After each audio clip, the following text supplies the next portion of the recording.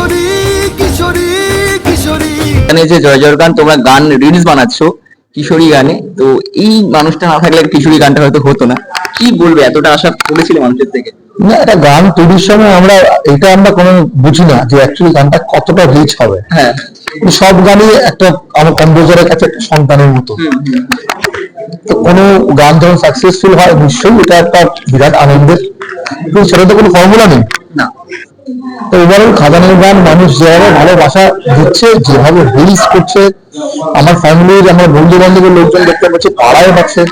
31st নাইটে আমি দেখছি কিশোরী চলে লোকে নাচছে। হ্যাঁ হ্যাঁ, এমনকি তোমার বড় বড় পাবে ডিজে ওখানে কিশোরী বাজছে, খাদানের গান হয়। অসাধারণ ফিলিংস, কি বলবো, একটা গান এই জায়গায় পৌঁছতে পারে একমাত্র ঈশ্বরের কৃপায় হয়েছে। I am really thankful.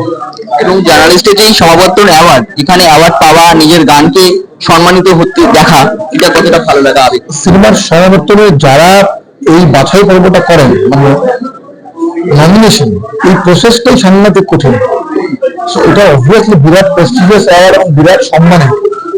আমি জানি না আগামী জীবনে আমি কি কাজ করতে পারবো। আমার এই কাজ যে এত বড় প্ল্যাটফর্মে নমিনেটেড হয়েছে, এটা আমার কাছে অ্যাওয়ার্ড পাওয়া থেকে কম নয়। এবং খাদানের যে মিউজিকের কাজ, সেটা কবে থেকে শুরু হয়েছিল?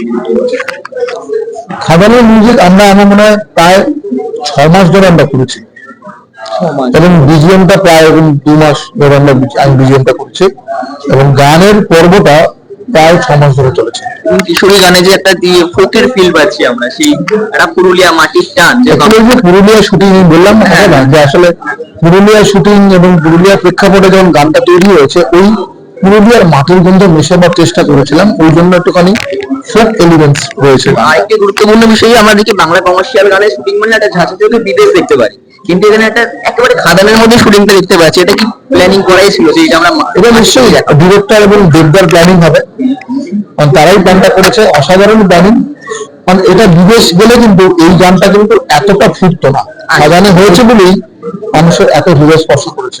আর তোমার আপকামিং কাজ কি কি আছে? আপকামিং কাজ কথাবার্তা হচ্ছে, কাজ চলছে। আমার নিজের 2টো বাংলা গান রিলিজ করছে, 2টো গানই খুব সুন্দর, এবং ছবির গান তৈরি হচ্ছে, খুব শীঘ্রই আপনারা জানতে পারবেন। তোমাকে অসংখ্য শুভকামনা, নতুন বছরের শুভেচ্ছা। Thank you so much. আপনার সবাই ভালো থাকবেন।